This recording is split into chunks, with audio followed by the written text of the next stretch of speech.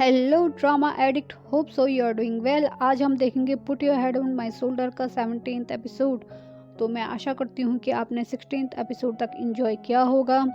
जैसे कि आपने 16th एपिसोड में देखा था कि वोंग फ्यूपई से लड़ने के बाद सितुमो के यहाँ आती है, जिससे गुवई और सितुमो का प्लान कैंसिल हो जाता है, जो उन्होंने खाना खाते हुए किया था कि वो बियर पियेंगे और एक हॉरर मूवी देखेंगे।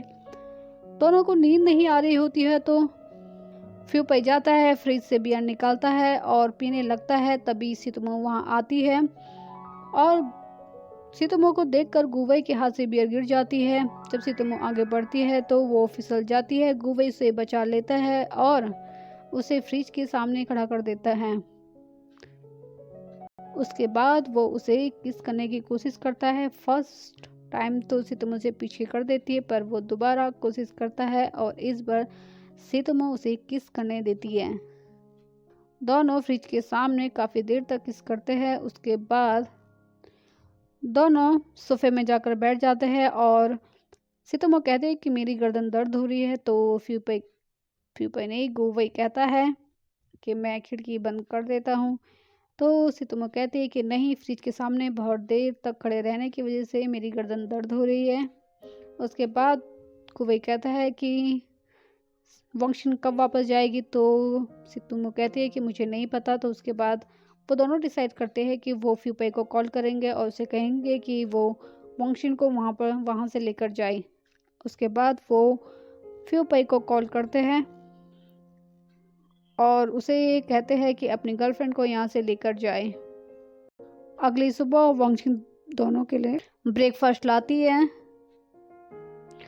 गुवई पैरों से सितुमो को मारता है और उसे कहता है कि उसे पूछे कि वो कब जाएगी या फिर वो आज यहीं रूम पर रहेगी। तो सितुमो वंशिन से अलग अलग तरीके से पूछती है कि क्या तुम शॉपिंग पे जाओगी या फिर बाहर जाओगी। तो वो कहती है कि तुम पूछना क्या चाहते हो। कहती है कुछ नहीं। तो उसके बाद वंशिन बताती है कि उसका ग्रेजुएशन का एग्ज़ाम है और वो एग्ज़ाम देने जा रही है। ये सुनकर दोनों खुश हो जाते हैं।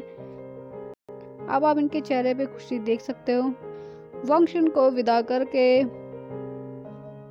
दोनों डिसाइड करते हैं कि वो मूवी देखेंगे। इधर वंशिन जब नीचे आती है तो वो देखती है कि फ्यूपई वहाँ पर है। फ्यूपई को गुवई ने पहले ही बता दिया था कि वंशिन नीचे आ रही है।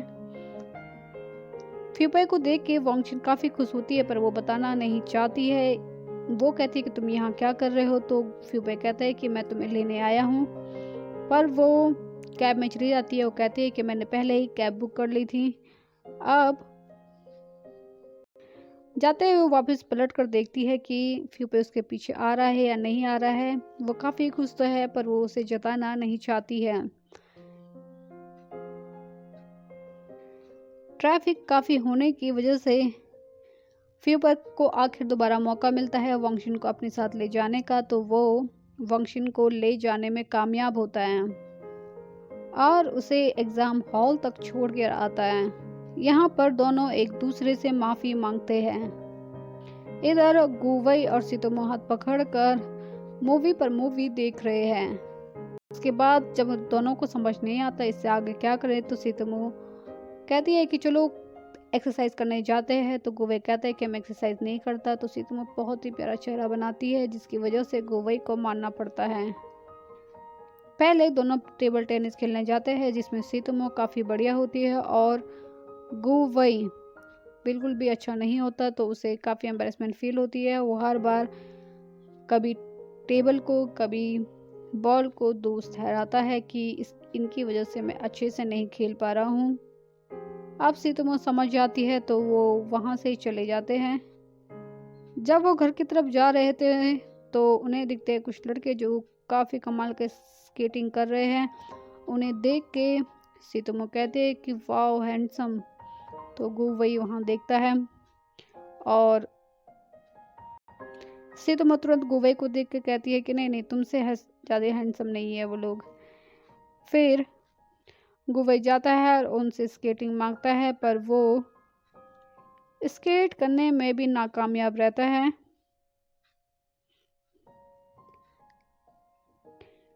सितुमो गुवई की कोशिशों को देख के काफ़ी खुश हो जाती है। अब दोनों जब घर आते हैं तो एक दूसरे को गुड नाइट करते हैं।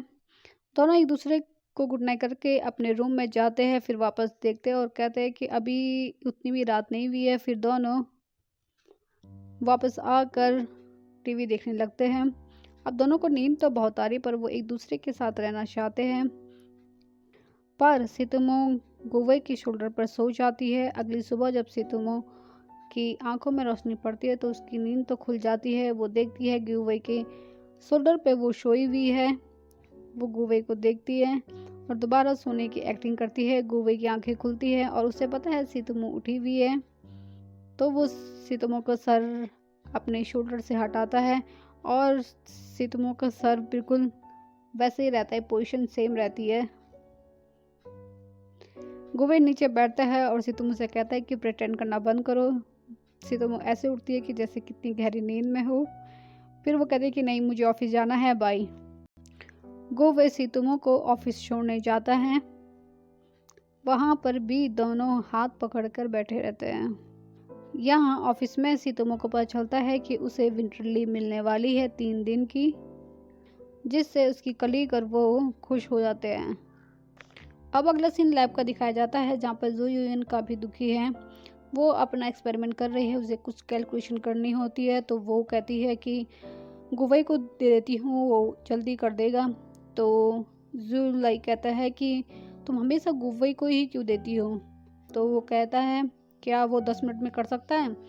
उसके बाद वो जू यून कहती है कि मैंने कब कहा कि वो 10 मिनट में कर देगा। गुवे उठता है, हाथ आगे बढ़ाता है और कहता है कि मैं 10 मिनट में कर दूंगा। तभी प्रोफेसर जंग वहाँ आते हैं, उनके साथ उनकी स्टूडेंट होती है।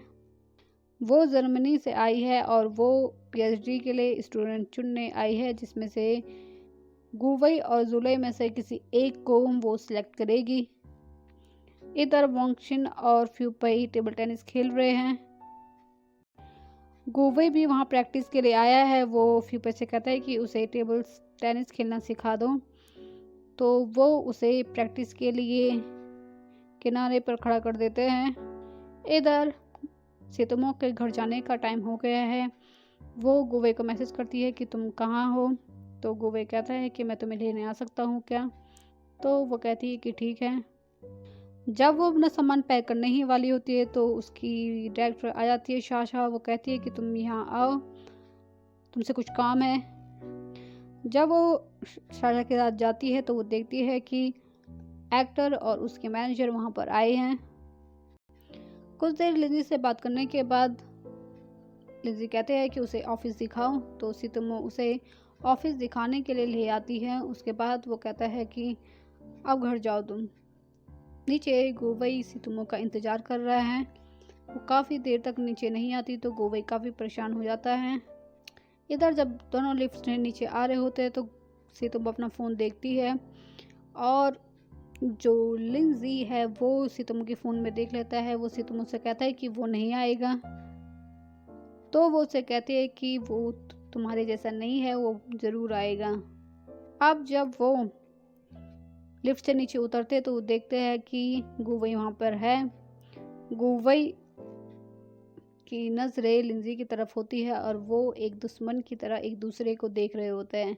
अब क्या यहाँ पर बनेगा लव ट्रायंगल, ये आगे देखने वाली बात होगी। तो आज का एपिसोड हम यहीं पर ख़त्म करते हैं। मिलते हैं अपने नेक्स्ट एपिसोड में। Till then please like, comment, share and subscribe to Drama Edit. Thank you so much.